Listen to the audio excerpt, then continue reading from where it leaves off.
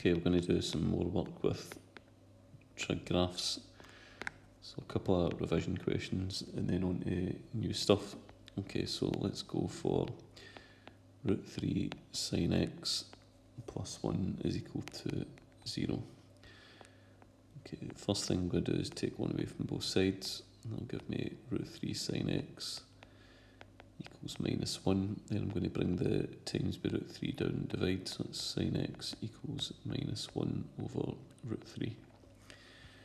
Okay, I'm going to do that thing then, which is to change that to a positive result. And round about this point I'm putting down the cast diagram.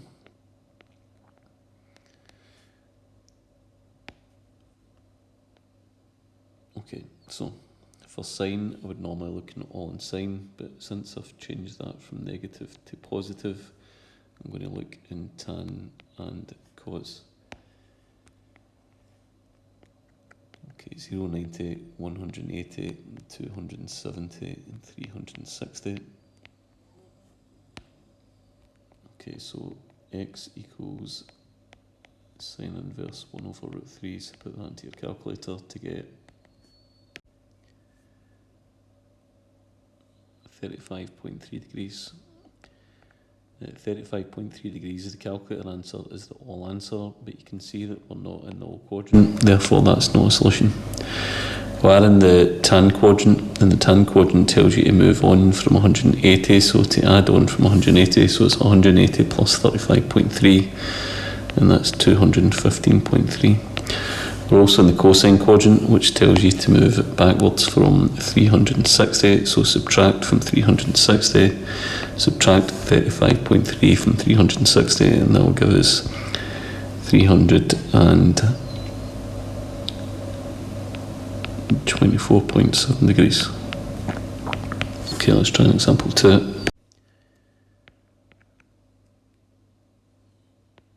Okay, we've got 5 plus root 2 sine x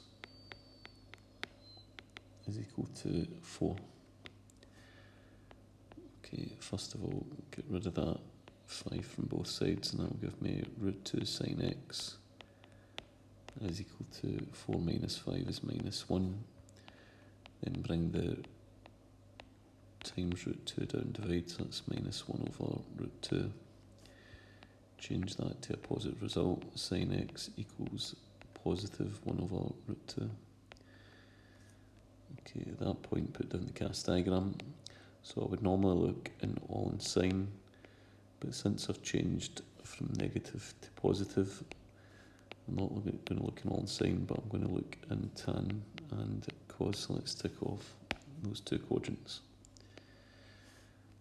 Okay, so x equals sine inverse 1 over root 2. Okay, punch that into the calculator, and you should get 45 degrees. However, I'm going to cross that out because that's an all quadrant result, and you can see that I'm not in the all quadrant, I'm in the tan quadrant, which is 180 plus 45. That's 225 degrees. And I'm in the cosine quadrant, that's 360, take away 45 degrees, and that'll give me 315 degrees. Okay, example 3. Example 3, we're going to bring in a new element into the question, which is that it's going to be, instead of sine x, cos x.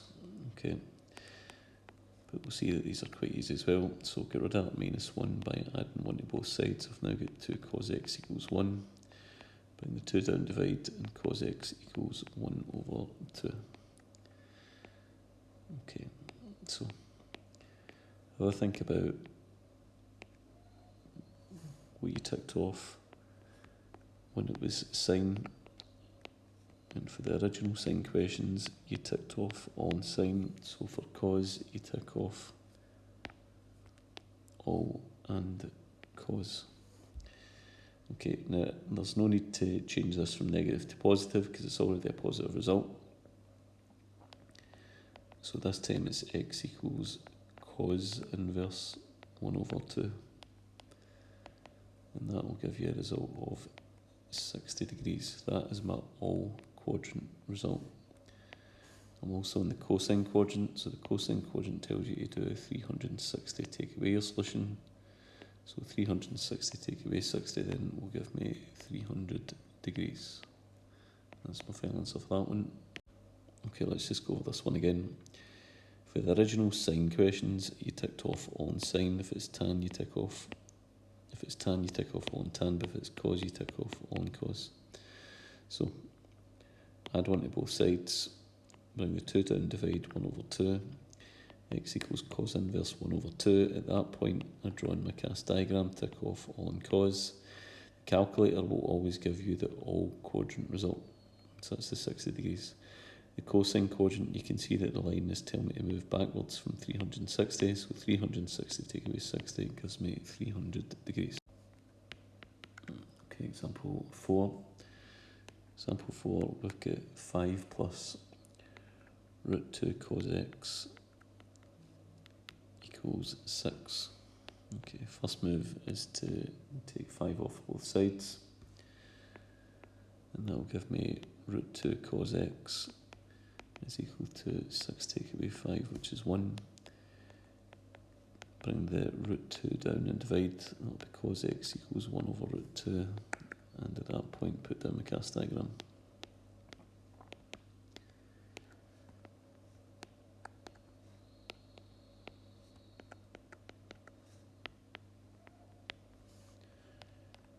X equals cos inverse 1 over root 2.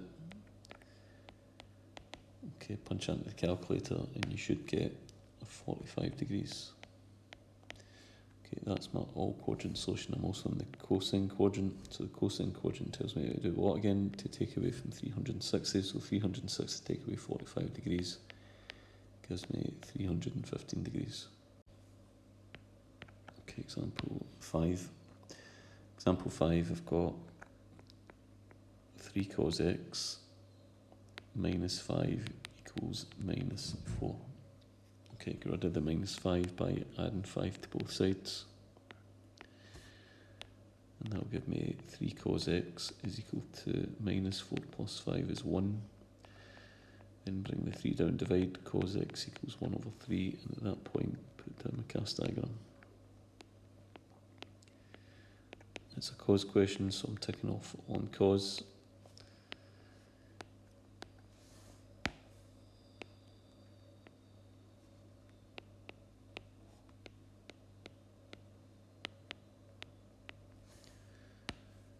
Okay, x equals cos inverse 1 over 3, so I'm going to get a decimal answer this time, so let's punch that in the calculator.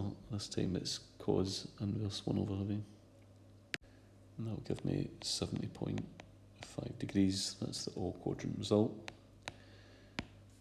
Okay, but I'm also in the cosine quadrant, so that's going to be 360 take away 70.5, and that will give me 289.5 degrees. Okay, question 6, let's just mix up a wee bit.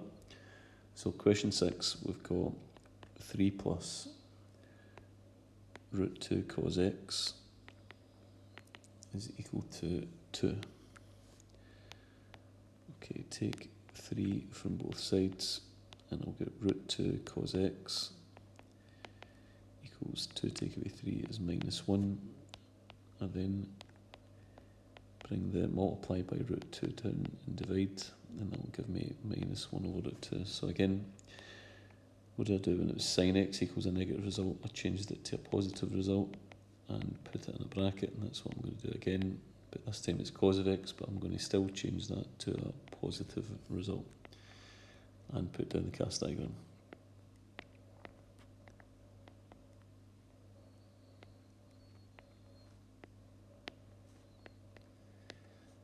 Okay, if you stop and think about what we did with the sine ones when it was negative, for sine we normally looked in all in sine, but if it was negative we looked in tan and cos. Now for cos it's normally all in cos, but since it's negative and we changed it to positive, we're going to look in sine and tan.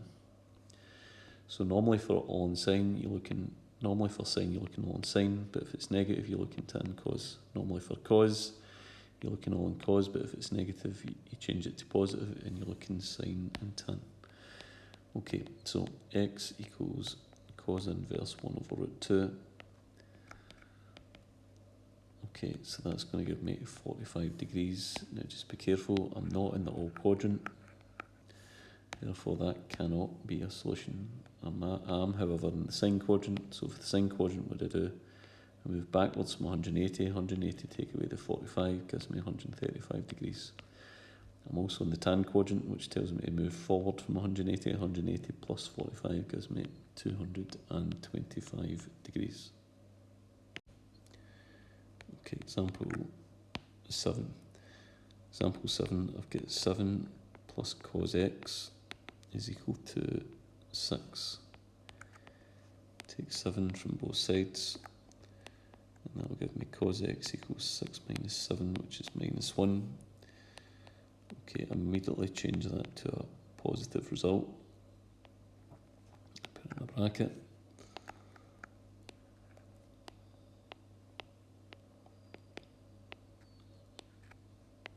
Cast diagram. For cos, I'll normally look all in cos, but I've changed it from negative to positive, therefore I'm going to look not in all in cos, but sine and tan.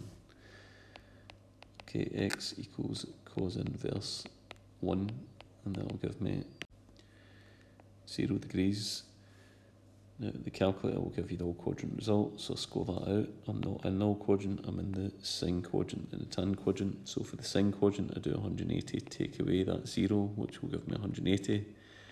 And in the tan quadrant 180 plus that 0 still gives me 180, so that's my only answer for that one. Let's do one more. Okay, example 8. 2 cos x plus 1 is equal to 0. Take 1 away from both sides, gives me 2 cos x equals minus 1. And cos x equals minus 1 over 2. Change the negative result to a positive result and put up the cast diagram. So for cos, I would normally look in all in cos, but I've changed it from a negative result to a positive result, therefore I'm not going to look in all in cos, I'm going to look in sine and tan.